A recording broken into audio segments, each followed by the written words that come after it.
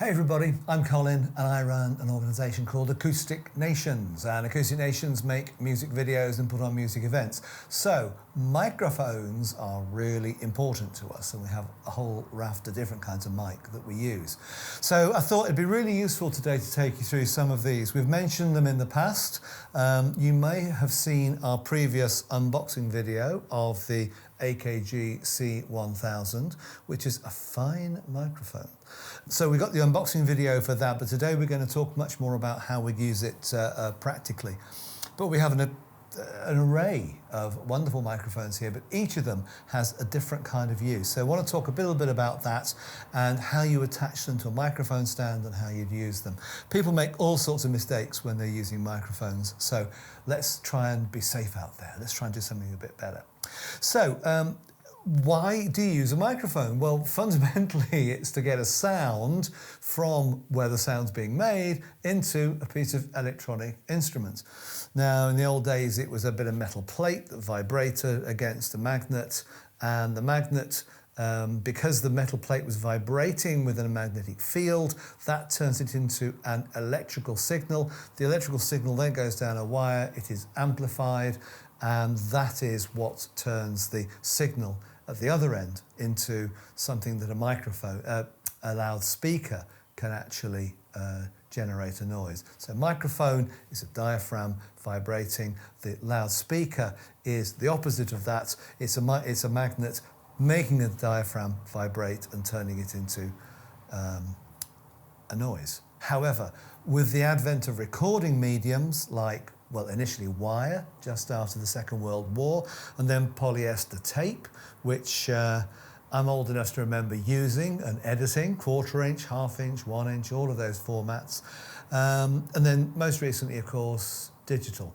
And at some point, back in the day of Thomas Edison, of course, it was a little needle that physically scratched a sound wave onto a rotating wax cylinder. About the turn of the 19th, 20th century, I think that was. So wax cylinders, and some of those are still around and we can hear what they sound like. But today it's all about fidelity, and we want really, really high quality microphones that give us the best possible fidelity. So the sound that you're making with your guitar, your saxophone, your voice, whatever it is what you record and what you then play back.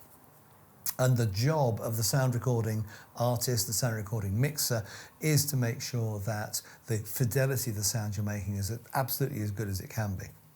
So that process starts with the right choice of microphone. So we've got 4 different microphones here. There's lots of different mics, and I've just got a few here just to kind of give you some ideas.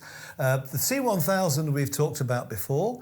Normally there would be a foam rubber piece on the top here. Sometimes that's called a wind gag. Sometimes it's called a spit mask, whatever you want to call it.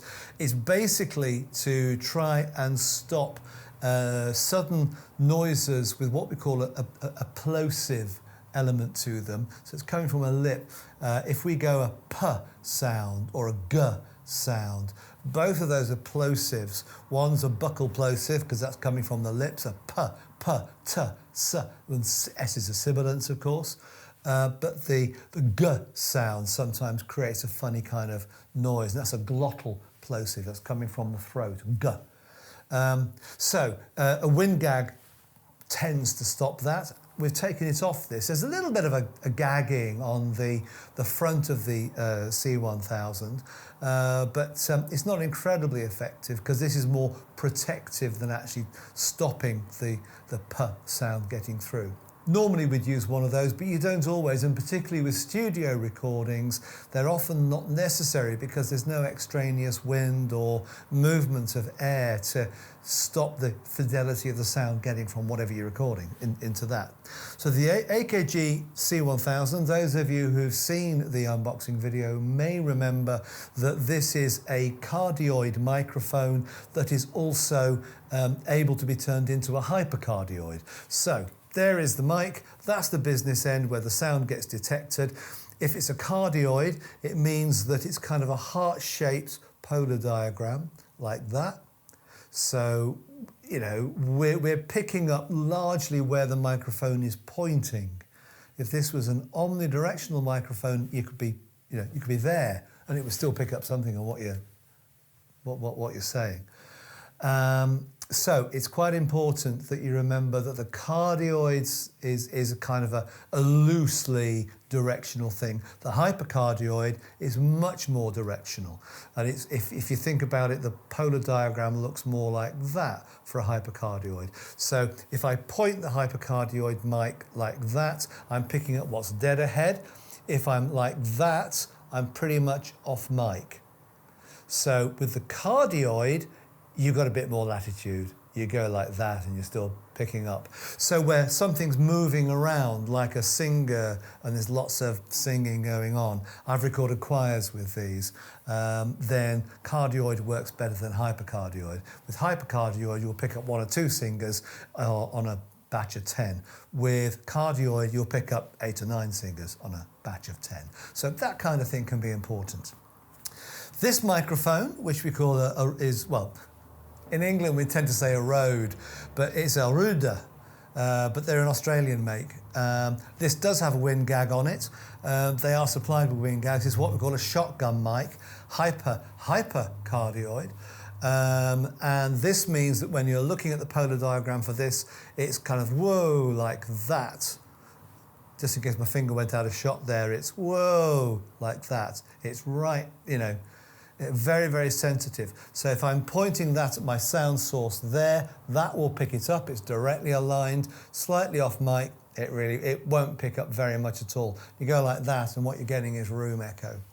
So it's quite important that you work out how you want to use that.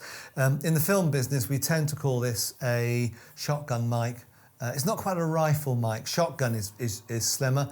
Rode I don't think they make a true rifle mic. For those of you who are film buffs, lots of feature films are shot and the sound is shot using what's called a Sennheiser 816 or 716, and these are much, much longer. They're very, very directionally sensitive, and those are true rifle mics. This is slightly less so, but it's still extremely directionally sensitive. And there's this one here. This is a Shure SM58 Beta. Not quite brand new, but we've only had it a year or so. It's not a huge amount of use. Shure make very, very good vocal mics, and these are optimized for vocal use. If you've ever seen a picture of people like Rod Stewart on stage, they've got a mic stand and the microphone is like this. So it's right up against their lips. Now, if it's absolutely against their lips like this, you'll get a little bit more sound out of it, but there's lots of popping. Puh, puh, puh. You'll get all of that in one go. So what you tend to do is put your lips against the mic, but off to one side, like that. So it's picking up what's coming out, but you're not getting the big bursts of air that cause those unattractive pops. SM58 is a really nice vocal mic, very, very good fidelity. It works best when you're right up against it, no more than 6 inches away. If you're 6 inches away on this mic, it is a cardioid, then what you'll get is you'll still get popping, which is why people go slightly off mic, and if they do want it to be not quite next to their lips, they'll do it like that. But the sound attenuation on this, the distance that you have to be to get the best sound out of it, goes from 6 inches to right up against your lips. That way or that way, so not straight on. People do, people are very lax with their technique, but it's quite useful to keep it slightly off the axis of the mouth, just so that you don't get all that puh sound coming through. SM58, great vocal mic, not too expensive. Price-wise, I guess we can talk price. AKG C1000 currently retails, we're in 2021, this currently retails are somewhere around the £85, £90 to £100 mark, depending on where you go. Sometimes they bundle accessories in. This is the Rode NTG2, that's currently retailing at around, I'd have to think about that, probably about 180, I think. I might be wrong, don't quote me on that. We'll flash the price up here if it's markedly different. Shure SM58 Beta, currently marketing around, I don't know, £120 sterling. that kind of money. One thing to look at on all of these, I'll come on to this little baby in just a second, but these are very much instrument mics and location recording mics that we use, whether for events or whatever. The AKG C1000 you wouldn't necessarily use as a handheld. You can do, it's not brilliant, but you can do. It's got an on-off switch on it, which is always a useful thing to have, and usually denotes that somebody can be holding it like that. Vocally, this tends to be used more for presentational purpose, so you're on stage, you're walking around, hi there everybody, how are you? My name's Colin, how are you today? That kind of thing. And you'd hold it at that kind of distance, and with a wind gag or spit mask at about 6 to 8 inches, that'll work very, very nicely for you, and you won't get too much popping. The NTG2 doesn't have an on-off switch, and there's a clue, because it's really not meant to be used in that way. You hook this up to your phantom power supply, although this, if I take this, this barrel off, this shows you, actually this has got room for a AA battery, and if you're really stuck, you can use that instead of phantom power, and actually it's got a good duration on it. That'll last a few hours. Yeah, but phantom power is better, trust me.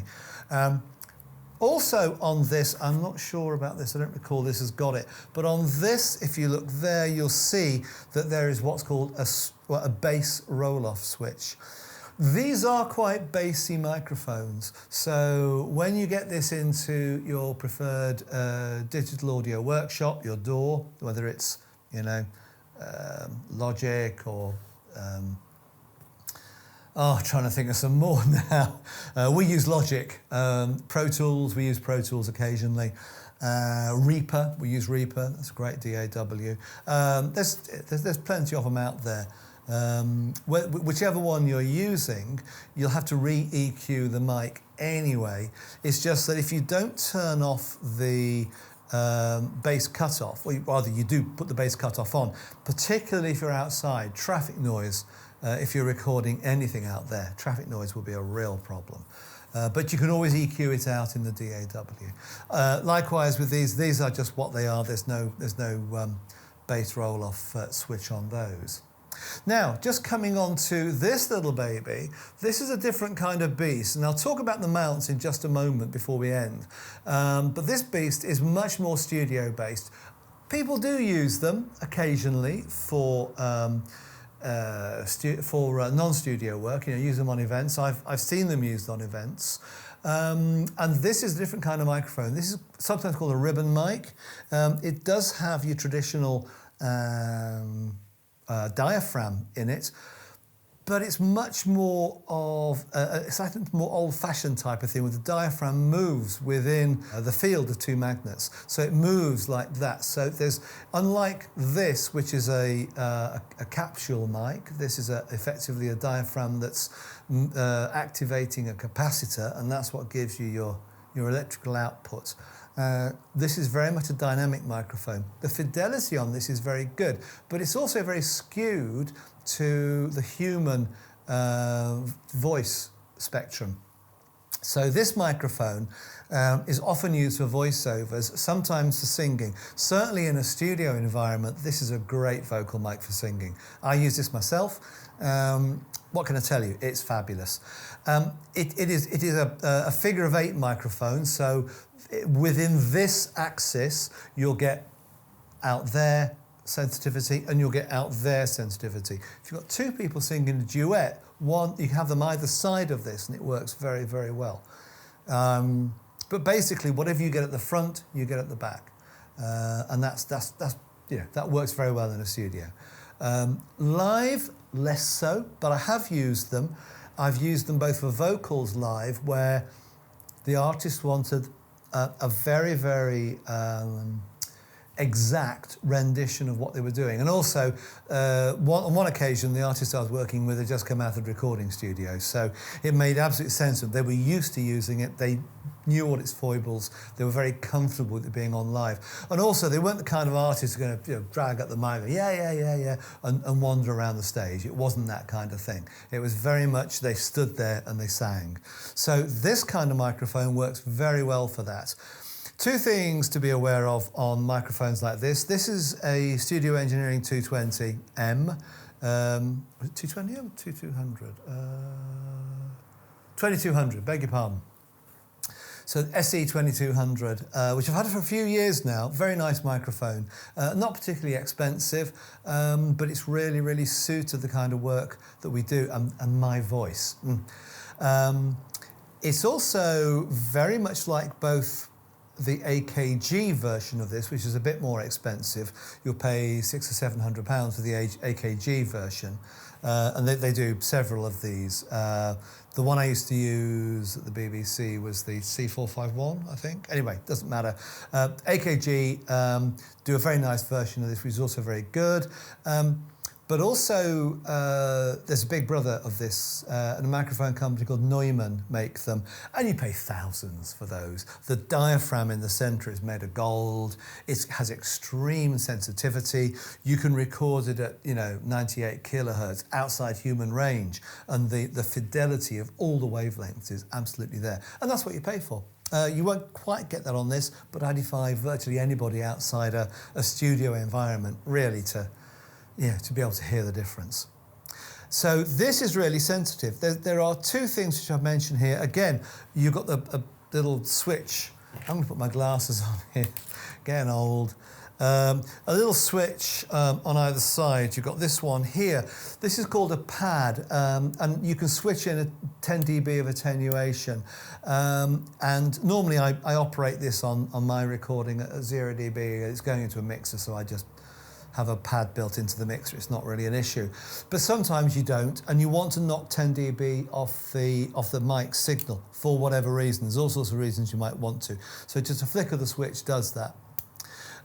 It's also got a very, very good bass roll-off switch. I have to say the bass on this, if you're anywhere but a really controlled studio, the bass on this is fearsome. So having the bass roll-off works really, really well. And it's something I would encourage you to do. It is very sensitive to ambient noise, which is why you have what is called a shock mount. Now, you can see I'm waggling this all over the place. So you actually have an inner ring which holds the microphone. So the microphone has, I'm not going to take it all off, but you can take it off just there. It's got it's a standard XLR connector at the end, XLR male. It's got a kind of I don't know what you call it, a kind of a mounting receptacle. But anyway, this mount is built for this microphone. So you swing it on there and you mount it in the center ring. The center ring is then isolated from the outer ring by elastic mounts. And you can buy these online. I forget what I paid for this. Probably 80, 90, 100 pounds, that kind of thing, because they're fairly specialist. But it works really well, and you get zero vibration off this, even in a live environment. And when we did one of the gigs I was just mentioning just now, really good in a live environment to have that ability to isolate the mic. You do need to make sure that the artist understands they have to go into this portion of the gauze, of the grid on the front. Yeah? Otherwise, they won't be heard. I've done this myself by accident. I've started talking like that and wondered why it sounded off mic. It picks up in that direction and in that direction in a figure of 8. So, one has to be careful. But that's the Studio Engineering, the SE2200A, and a really, really nice microphone. So we've got lots of different mics. What do we use them for? Well, we've talked about the vocal uses of that. We've talked about the vocal use of that. That is a vocal purpose mic. But there are other things you can do. The Roder isn't really for vocal use. You don't just stand there and do that. You could do. I've done BBC interviews like that. Yeah, you can do that. But it's not ideal. It's much, much better used mounted on a microphone stand. I use them as a stereo pair like that. I get 2 of them pointed at a group of 2 or 3 people, 4 or 5 feet away, and actually you'll get a very, very nice, very authentic stereo picture from it. And it works very nicely. I've done some good work with that. And again, just a word to the wise. I mean, if you're going to do that kind of thing with a stereo pair recording a small band, everybody thinks you've got to have microphones everywhere. You really, really don't. What you need to do is listen to the people that you're recording. Get the band or the performers that you're working with to play their songs 2, 3 times, whatever. Not the whole way through the set, but you need to have an experience of what the full range of the instruments is. So, for example, supposing they're an acoustic band and they've got a guitar, a mandolin and a double bass. I can tell you now, the double bass tends to be louder than everything else, but it also can be very much softer. So it's really important to hear what those different instruments are going to be doing. The second thing is that small instruments like a mandolin are quite high-pitched. There's lots of energy in the sounds that they make. So that becomes quite directional. The bass has energy, but it's low frequency, and so it's much more dispersed.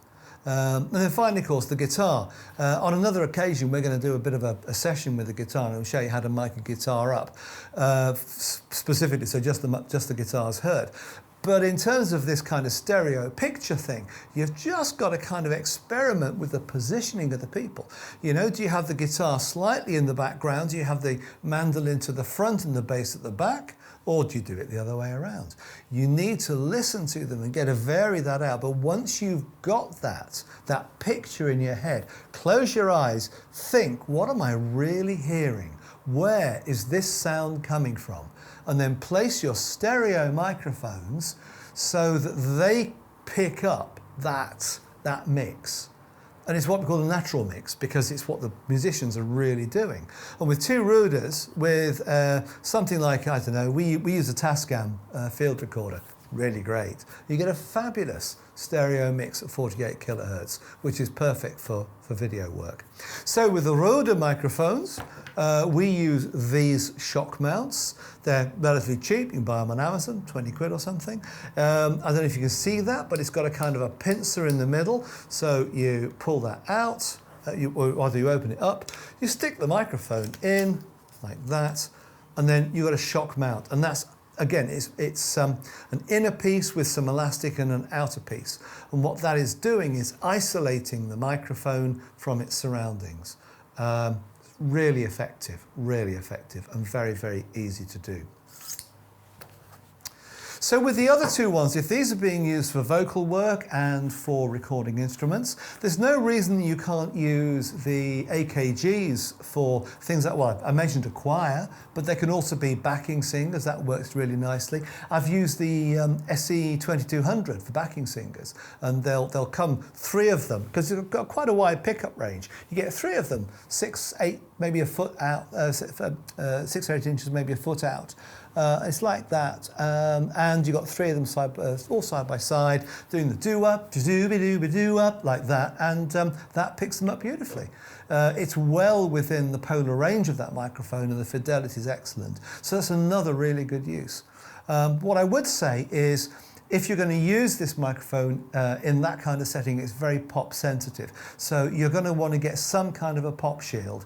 And again, they're not expensive, but you can buy ones that are basically a frame with some gauze across the front, usually black gauze, and a gooseneck that attaches to the mic stand. Works beautifully. And as long as their lips are, I don't know, 3 or 4 inches from the pop mask, and as long as the pop mask is 3 or 4 inches from the microphone, you're not going to go wrong. It's going to be perfect.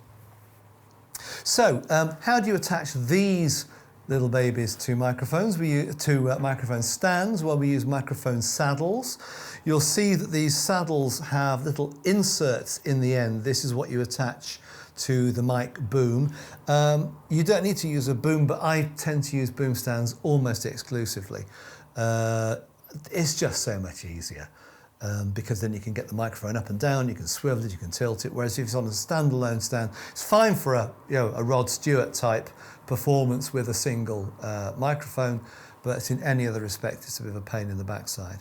So these lugs, typically these are 3/8 inch adapters, and they just screw onto the mic stand. Now, most microphones have a saddle that's very, very specific for them. This is an AKG saddle. expandable one, it fits in there and it holds the AKG like that. This one is the Rode saddle. If you don't want to use that, it fits in there. Somewhere, I don't have it to hand, but there is a specific one for the dear old Shure. And you'll see that the Shure is a conical microphone, and the saddle literally fits that conical shape. So, hey, again, easy peasy, just fit the saddle in, fit it in there, and it goes onto the stand. Out of all these microphones, if you're going to use a single non-boom stand, I'd use the Shure, because that's basically what vocalists do. They'll grab it, they'll go away, they'll sing, sing, sing, they'll push it away. That works with a single stand. Doesn't work with really any of these. Maybe the AKG if you had to, but I'd suggest not. So, that's kind of it. I mean, I'll just say a little bit about how you mic up different things. We're going to do miking up in another tech session on another occasion. But for example, if you want to mic up an amplifier, lots of people say they want to do that. You don't have to, because most amps these days have an output, and you can just take the what's called the DI output straight into the mixer. If you really want to. But some people do like the sound out of the loudspeakers. And do you know what? You can use pretty much any, I wouldn't use the SE for that, but you can use pretty much any of these. If you're going to use the Rode, you make sure it's a good distance away. If you're going to use the Shure, you make sure it's a bit closer. If you're going to use the AKG, somewhere in between. And it doesn't have to be very far. Stick the mic on a boom, 8-10 inches away, it'll work a treat. If you're going to mic up an instrument, I would use a boom. Mostly with instruments, I tend to use the AKG. I have used the Rode. Sometimes, if you're really up against it, you can use the Shure. Brass instruments, if you want, for example, a saxophone, just stick that right down what we call the bell, the business end. We say right down it. I mean, you don't want it very far off, but that'll be absolutely perfect for a bell. With the AKG and the Rode, you might want to have it a bit further away. So we'll talk about those on another occasion. I hope this has been useful. If you've enjoyed learning all about different types of microphones, how we use them and how they're mic'd up and all that jazz, hit that thumbs up button, like it. I'm hoping this is going to be useful to you. Don't forget to leave a tech comment. We always try and get back to you guys. And yeah, this is Colin saying thanks for listening. I'll see you next time.